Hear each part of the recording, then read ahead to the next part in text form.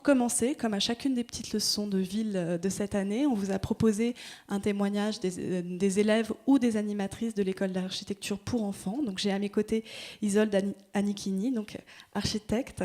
Tu as animé cette année deux cours pour l'école d'architecture pour enfants, les 9-10 ans que vous aviez eu l'occasion d'entendre lors d'une précédente soirée, et puis le cours des 11-12 ans, donc pour l'école d'architecture pour enfants. Tu vas nous présenter donc ce soir un travail de fin d'année de ce groupe d'élèves sur l'aménagement d'un espace public, et ça a été l'occasion pour toi de les sensibiliser à la co-conception des espaces publics et puis à des questions de transmission de leurs intentions auprès de tous les publics. Donc je te passe la parole, Isolde. Merci. Donc du coup, c'était un groupe qui était composé de 5 enfants, et durant presque 6 mois, de janvier à juin, ils ont réfléchi à l'aménagement d'un espace public. Donc l'objectif vraiment de cet exercice, c'était de les faire découvrir et de les faire participer à l'ensemble des étapes de la conception d'un projet. Donc on a eu une première phase d'analyse de site, une phase de dessin et enfin une phase de communication et de présentation de leur projet.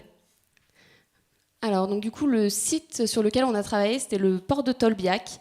C'était donc dans le 13e arrondissement, dans le quartier Masséna. Donc, c'était vraiment la petite portion comprise entre le pont national et la rue Jean-Antoine de Baïf. Donc, comme vous pouvez le voir, c'est actuellement un espace qui n'a pas de fonction réelle. C'est vraiment un espace de passage, de transition entre deux chantiers. Donc du coup, notre première phase d'analyse de site, c'était vraiment une étape fondamentale où les jeunes observent l'espace et comprennent vraiment les enjeux de son aménagement. C'est vraiment la base qui leur a permis ensuite d'imaginer un projet pertinent, en accord à la fois avec le site et avec les besoins des usagers. Donc du coup, cette analyse, elle s'est déroulée vraiment en 2 temps. Une première phase de recueil d'informations. Donc ils ont été sur le site, ils ont mesuré l'espace avec leur corps. Et surtout, on a été à la rencontre des usagers du quartier Masséna pour les interroger justement sur leurs besoins et sur leurs envies.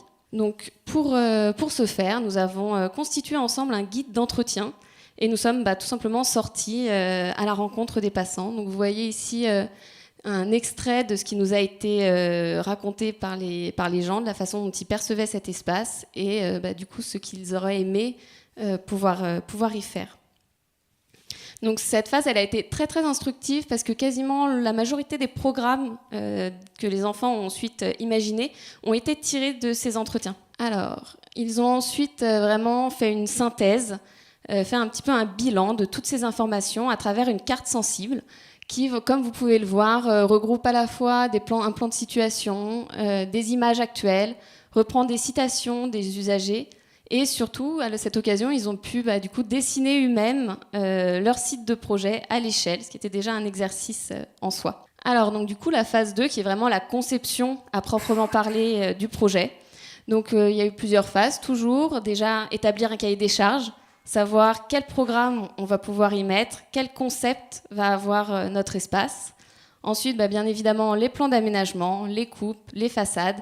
Et pour terminer, la maquette qui a vraiment permis de mettre en volume leur projet, de leur faire apparaître, savoir ce qu'ils avaient réussi à produire par eux-mêmes. Et alors, dernière phase, donc bien que le projet était conçu, le travail n'était pas terminé. Il y avait encore toute une phase vraiment de restitution, réussir à faire comprendre, à exprimer ses idées, expliquer son projet à un public.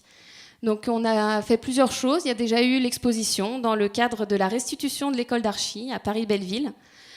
Du coup, ils ont chacun exposé leur maquette et fait un document qui regroupait justement tous les éléments qu'ils avaient pu dessiner, leur coupe, leur façade, et qui permettait vraiment de comprendre le projet. Pourquoi est-ce qu'ils l'avaient fait ?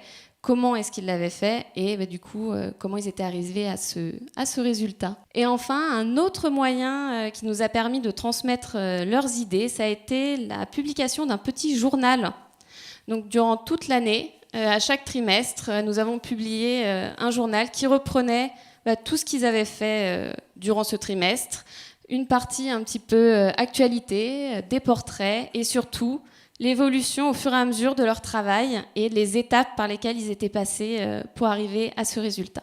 Donc voilà, c'était vraiment un projet qui était une démarche plus qui était vraiment très intéressante et qui leur a permis justement de participer en allant à la rencontre avec les usagers, en montrant leur travail, en faisant une exposition, en publiant le journal. Voilà, c'était vraiment leur façon de participer à la conception de la ville.